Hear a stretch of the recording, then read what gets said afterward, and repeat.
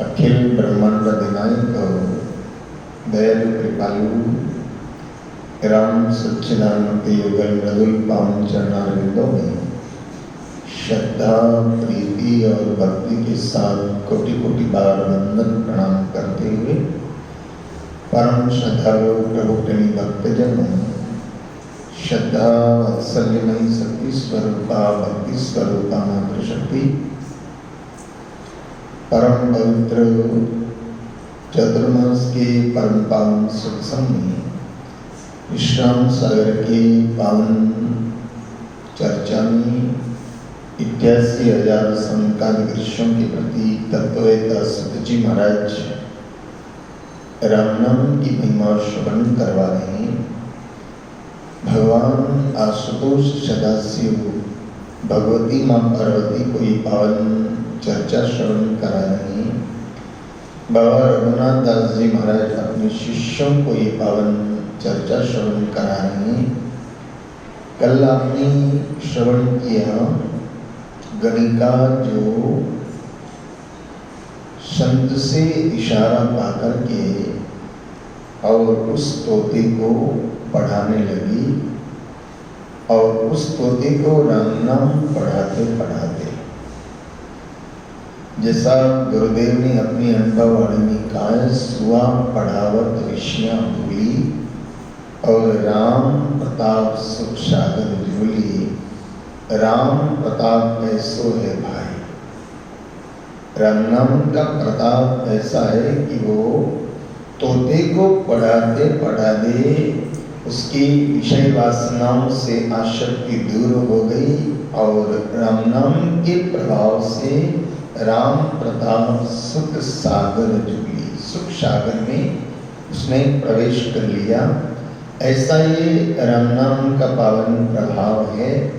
ऐसे ही श्रीमद् भागवत के अंदर भी जिसके पावन चर्चा आती है और विष्णु पुराण में भी जिसकी बहुत ही सुंदर चर्चा आती है, स्कंद पुराण में भी जिस पावन प्रसंग का उल्लेख किया गया है और भी अनेक शास्त्रों में जिस पावन कथा का उल्लेख किया गया है, ऐसा ही पूर्व जन्म का एक राजा इंद्रदुम्न और उसको एक ऋषि का श्राप लगा।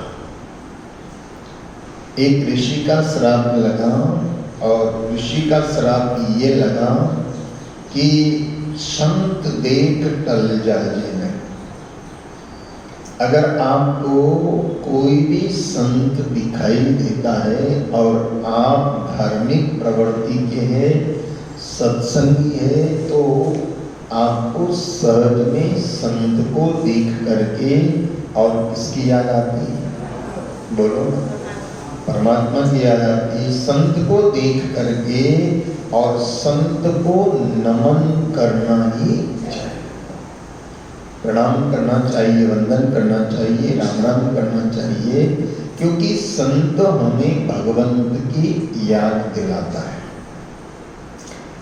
और ये राजा इंद्रदुम्न जो है, ये अहंकार बस संत उधर से गुजर रहे हैं, ऋषि उधर से गुजर रहे हैं और उनको अहंकार बस। देखिए, मैंने आपसे 2 दिनों से मैं कह रहा हूँ कि जीवन में जो कुछ भी हमें उपलब्धता है उस पर अहंकार नहीं होना चाहिए, बल्कि भगवान का धन्यवाद होना चाहिए कि भगवान की कृपा से हमें ताकत मिली है, भगवान की कृपा से हमें सौंदर्य मिला है, भगवान की कृपा से हमें धन मिला है, भगवान की कृपा से हमें ऐश्वर्य मिला है और भगवान की कृपा से हमें सर्व संपन्नता मिली है।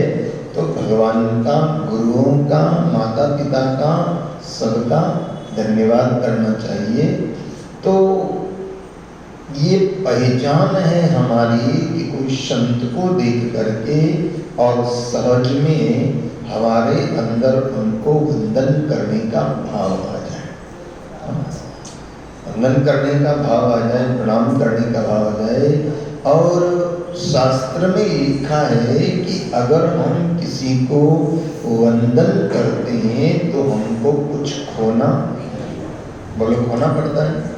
अरे भाई, अपने से कोई बड़ा भी है छोटा भी है, और अगर आपको वो आमने सामने मिल गया और आप उसको अगर हाथ जोड़ करके और राम राम कर लेते हो तो बोलो कुछ नुकसान होगा?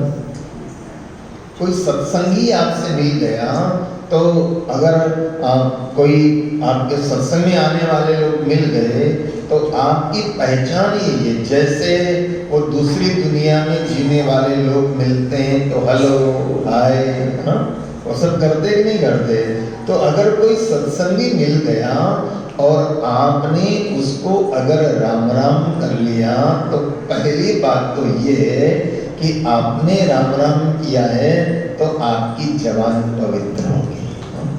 बोलो, आप राम राम कर रहे हो किसी से तो आपकी जबान पवित्र होगी और सामने वाले को भी राम राम बोलना ही।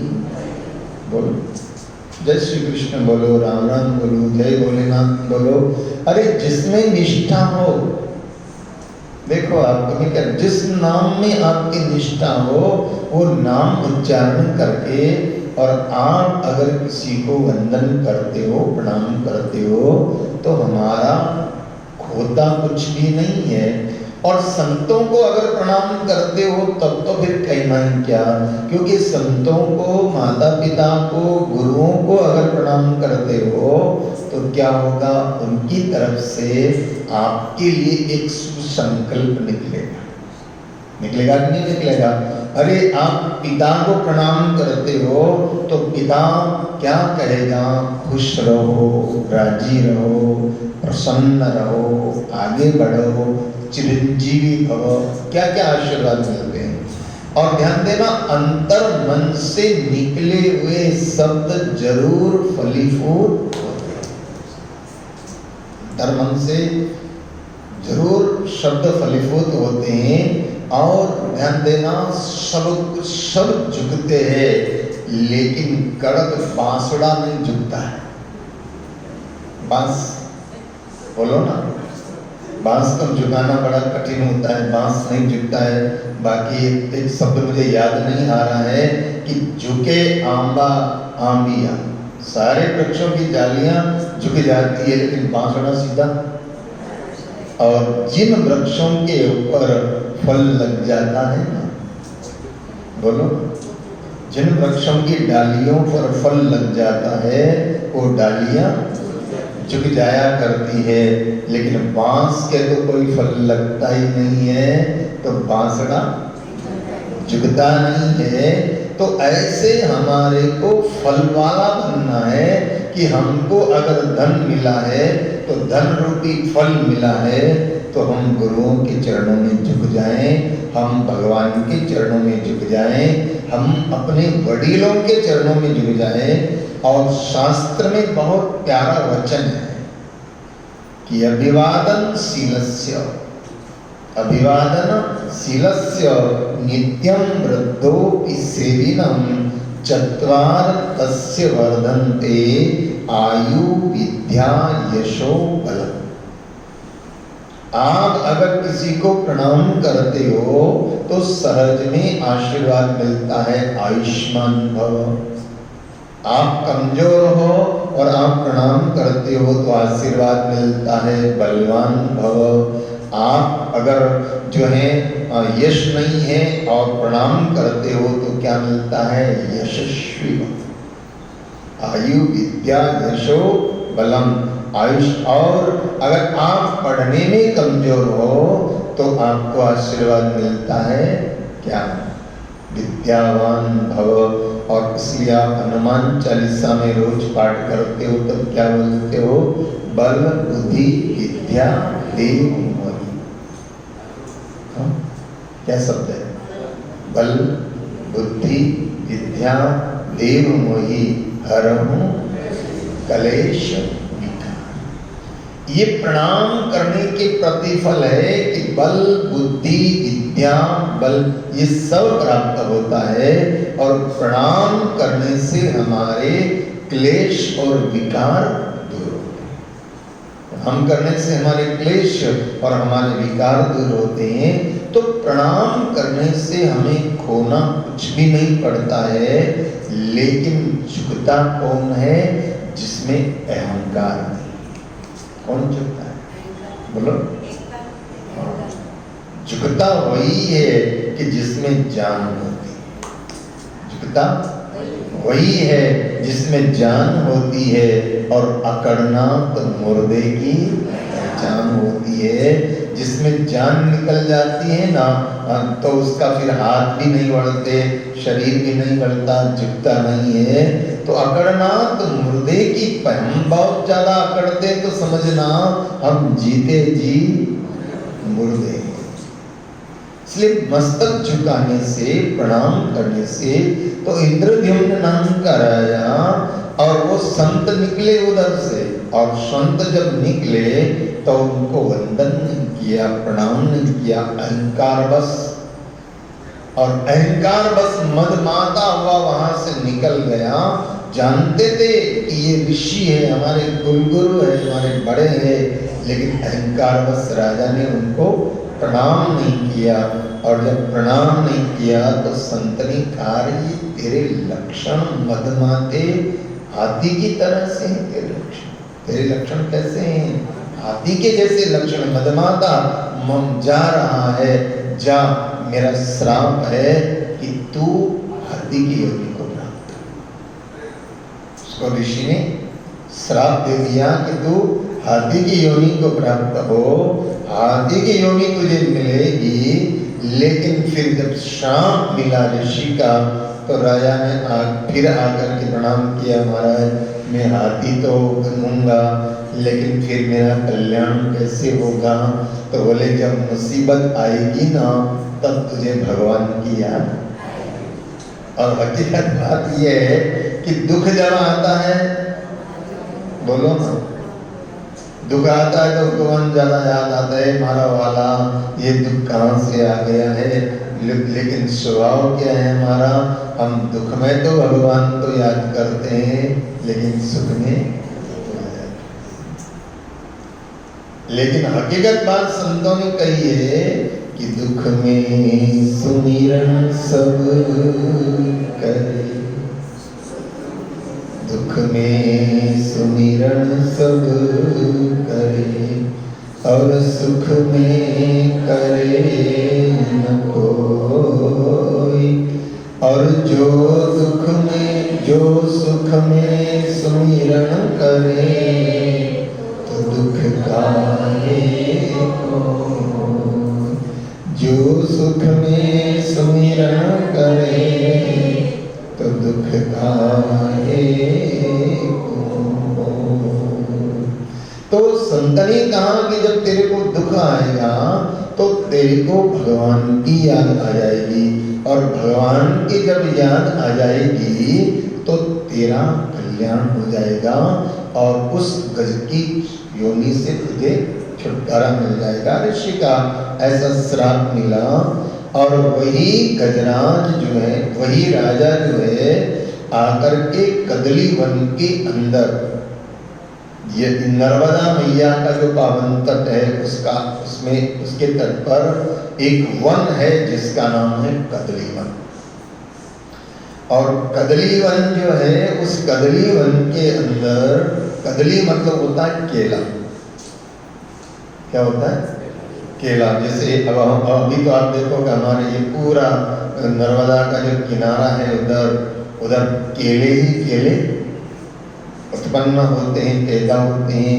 महाराष्ट्र में केले पैदा होते हैं। तो ऐसा ये कदली वन के अंदर पूरा जंगल जैसे प्राकृतिक, हम तो अभी केला बो रहे हैं, लेकिन प्राकृतिक वो कदली वन है। तो उस कदली वन के अंदर उसको क्या मिला? हाथी की योनि मिली।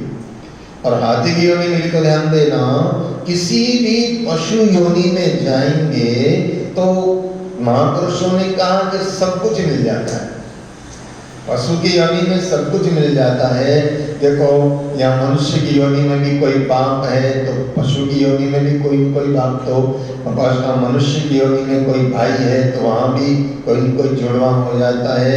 ऐसे वहाँ पत्नी भी मिल जाती है, पुत्र भी मिल जाते हैं, संतानें भी हो जाती है, लेकिन नहीं मिलता है। तो क्या नहीं मिलता? पशु योनि के अंदर भगवत नाम स्मरण का मौका नहीं मिलता है और सत्संग का मौका नहीं मिलता है।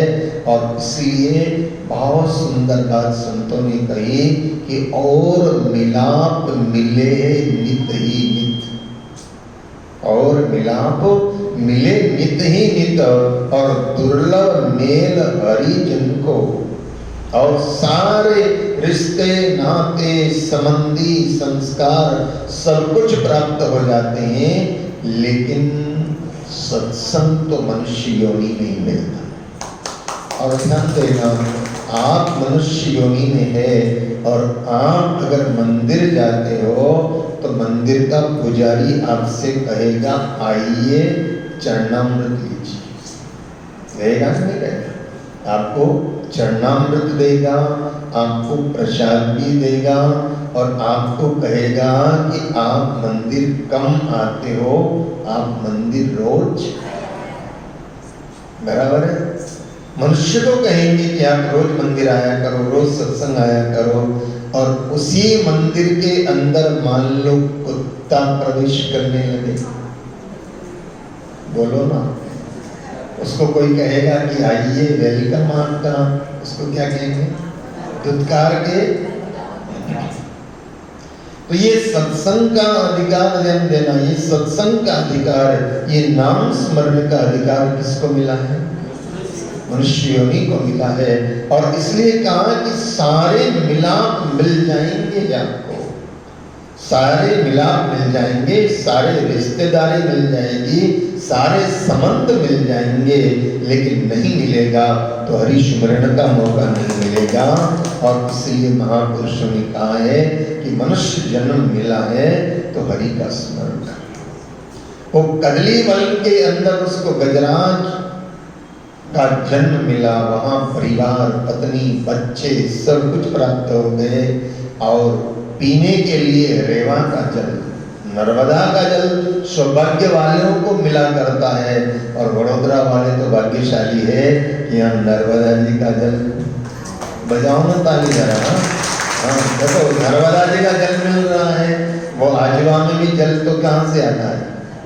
बोलो ना, नर्मदा जी से आता है। तो उस गजराज को जो है रेवा का जल पीने लगा। कदली फल केला चरे,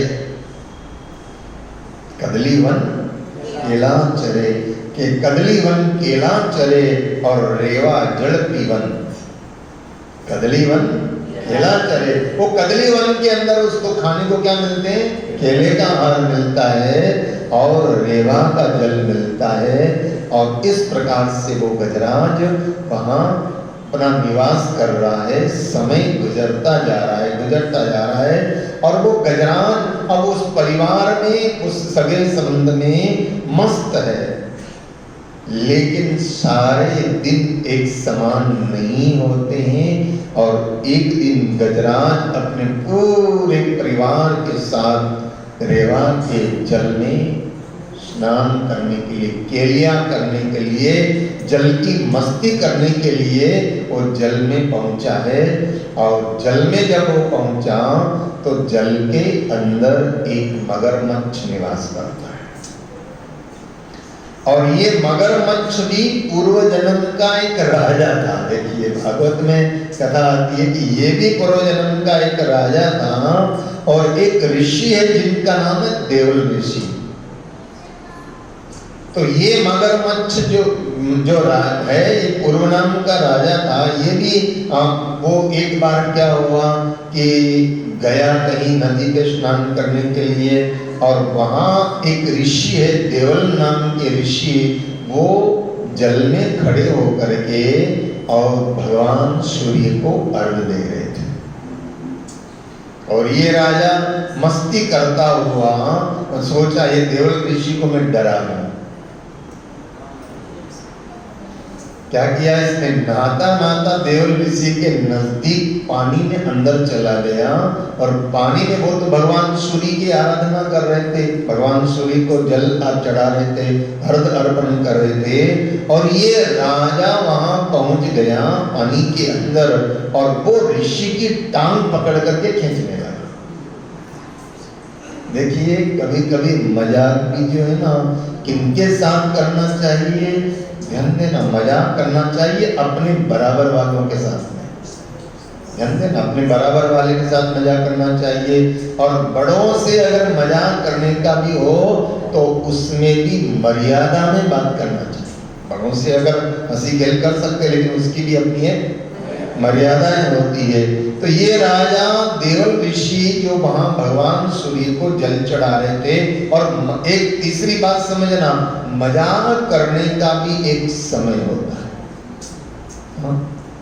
जब मान लो आप कहीं बैठे हैं समूह के अंदर और वहां कोई ऐसी चर्चा चल रही है और वहां तुम मजाक करो तो तुम्हारी हंसी के पात्र बनोगे। कैसे मजाक, एक तो बड़ों के साथ मर्यादा में बराबर वालों के साथ में मजाक करो तो, और दूसरी बात है कि उसकी एक अपनी मर्यादा होती है और मजाक करने का भी एक समय होता है, बराबर। कोई शमशान जाए वहां कोई मजाक करे तो लोग कहेंगे मूर्ख आदमी है, यहाँ सब गम का समय हो रहा है तो मजाक कर रहा है। कहीं कहीं ऐसी मजाक की जाती है। तो उसने क्या किया कि वो ऋषि उस वक्त में क्या कर रहे थे, भगवान सूर्य को जल चढ़ा रहे थे, और उसी समय राजा ने जाकर के उनकी पाँव को पकड़ा और पकड़ करके खींचने लगा। ऋषि का ध्यान टूटा, पूजा में थे, सूर्य की आराधना में थे, और उसने देखा रे मेरा पाँव कौन खींच रहा है, बाहर निकला तो राजा जोर जोर से हंसने लगा। डर गए डर गए डर गए डर गए, आप डर गए। ऋषि को गुस्सा आया कि रे तू मजाक कर रहा है, लेकिन कम से कम समय तो देखता कि मैं क्या कर रहा हूँ, मैं पूजा कर रहा हूँ, आराधना कर रहा हूँ, भगवान सूर्य को अर्घ दे रहा हूँ, और तेरे को बेशर्मों की तरह से तू इस तरह से मेरी पाँव खींच रहा है। जा तुझको श्राप देता हूँ कि तू जल में आकर के मेरे पाँव खींच रहा था, तो जा मगरमच्छ हो जा। उस राजा को श्राप दे दिया कि मगरमच्छ हो जा। तो वही मगरमच्छ राजा को श्राप दिया तो हाथ जोड़ के माफी मांगने लगा, महाराज मैं मगरमच्छ तो बनूंगा, लेकिन महाराज मेरा कल्याण कैसे होगा। बोले जा मगरमच्छ तो तू बनेगा, लेकिन किसी भगवत भक्त का चरण पकड़ेगा तो उस दिन तेरा भी कल्याण हो जाएगा। मगरमच्छ तो तू बनेगा, लेकिन कोई भगवत भक्त को तू पाँव पकड़ेगा तो तेरा कल्याण हो जाएगा। तो वही राजा मगरमच्छ बना, और इधर ये राजा हाथी बना है, और ये मदमाता हाथी वहाँ देवा के जल में गया है और जाकर के केलियां कर रहा है, जल से एक दूसरे पर जल डाल रहे हैं, और वो मगरमच्छ बना हुआ राजा इस हाथी के पाँव पकड़ लेता है। जब हाथी के पाँव पकड़ लिए, खींचने लगा, तो गजराज बड़ा ताकतवर, मगरमच्छ तो कमजोर होता है, गजराज बड़ा ताकतवर। तो कभी गजराज बाहर की ओर खींचता है और कभी मगरमच्छ अंदर की ओर खींचता है। तो घर उसके परिवार वाले गजराज को ला करके केले खिलाते रहे, जिससे हाथी ताकतवर बना रहे। लेकिन वो गजराज के परिवार वाले केले ला के खिलाते, ताकतवर बना रहा। ये गजराज की कथा नहीं है, ध्यान देना जरा। ये गजराज की कथा तो समझने के लिए कही गई है। गजराज की घटना से मनुष्य को समझना है कि घर वाले परिवार वाले कब तक ठीक से सेवा करते हैं, जब तक उनको आशा होती है कि अब इसकी बीमारी ठीक, बराबर। और डॉक्टर लोग जवाब देते कि भाई अब घर ले जाओ, अब तो भगवान पर छोड़ दो, जेटला दिवस था एटला दिवस सेवा करो। तो वही घर वाले फिर घर पे ला करके और भगवान को अगरबत्ती करने लगते हैं कि महाराज अब जितना जल्दी हो सके ध्यान देना, भगवान किसी के साथ ऐसा न हो कि कोई बिस्तर पर 8 महीने 10 महीने बिस्तर पर रह जाए और घर वालों को बिस्तर पर उनके सारे कर्म करने पड़े, डॉक्टरों के से जवाब मिल जाए कि बचने की कोई संभावना नहीं है, तो मृत्यु निश्चित है। तो वही घर वाले क्या कहते हैं, अभी किसी काम के नहीं, तो अब तो भगवान एमने सूची करो। बहाने कितने सुंदर है, क्या कहते हैं, हवे तो भगवान एमने सूची कर ही दे तो सारो, लेकिन अंदर ही अंदर में चलते कि हवे सेवा करता करता थाक्या અને आ जाए तो हमें सूची चाहिए। बोलो ना, हकीकत है कि नहीं है? तो भगवान किसी को किसी बिस्तर न पकड़े, ऐसे भगवान किसी पर जो है मेहरबानी रखे कि कोई बिस्तर न पकड़े। आदमी चलता हिलता फिरता चला जाए या थोड़ा बहुत बीमार होकर के चला जाए, तो कई बार हरता फरता चला जाता है तो लोग क्या कहते हैं, हमने तो पानी पीवड़ावानो पण मौको नहीं मिले। बोलो ना, हमने तो पानी पीवड़ावानो मौको नहीं मिले, ये जता रहा। और अगर कोई बीमार रह जाए 6 महीने तो कहे हवे तो थाक्या। ये संसार का स्वार्थ का नियम। तो वो गजराज को गजराज के परिवार वाले केले लाला करके खिलाते रहे और ऐसा कहते हैं कि 6 महीने तक ये क्रम चला। कितना? 6 महीने तक क्रम चला कि वो केले लाते रहे और वो खिलाते रहे, और वो गजराज का पांव उस मगरमच्छ ने पानी में पकड़े रखा। और आखिर के अंदर गजराज के परिवार वालों ने कहा, कब तक खिलाएंगे, कब तक करते रहेंगे? ऐसे तो मनुष्य का आता ना कि अब और राजस्थान में एक कहावत है कि अब तो मरे न माचो छोड़े। क्यों रोशन जी, है ना कहावत, मरे न माचो छोड़े। न तो मरता है और न माचा छोड़े, मतलब न ठीक होता है, तो बिस्तर छूट जाए या ठीक हो जाए, तो न तो मरता है न माचा छोड़ता। माचा कहते हैं खटिया को, माचा कहते हैं बिस्तर को। तो मरे न माचो छोड़े, तो वो सब लोग गजराज के परिवार की ऐसी स्थिति हुई कि उन गजराज के परिवार वालों ने भी आना बंद कर दिया। और गजराज के परिवार वाले आना बंद हो गए, खुराक मिलना बंद हो गया। और खुराक मिलना जब बंद हो गया तो उस वक्त में गजराज ने देखा कि अब मैं कमजोर हो गया, शरीर कमजोर हो गया। और ग्रह जो है पानी में है तो वो ताकतवर हो गया। और गजराज ने देखा कि अब मेरे कोई रिश्तेदार आते नहीं है, अब केले वेले मिलना बंद हो गया और अब ग्रह अंदर खींच रहा है। तब उस वक्त में गजराज को अपने पूर्व जन्म की याद आती है। ये गजराज की कथा बता रहे भगवान शंकर कि उस गजराज को पूर्व जन्म की याद आती है कि जब दुख पड़ेगा तब भगवान की याद आएगी। गजराज को भगवान की याद आती है कि हे मेरे प्रभु, आज मैंने देख लिया कि तेरे अलावा हमारा, आओ जरा, गजराज पुकार कर रहा है, तेरे बिन राम हमारा नहीं कोई रे, तेरे बिन राम हमारा नहीं कोई रे, तेरे बिन श्याम हमारा नहीं कोई रे, तेरे बिन श्याम हमारा नहीं कोई रे। हम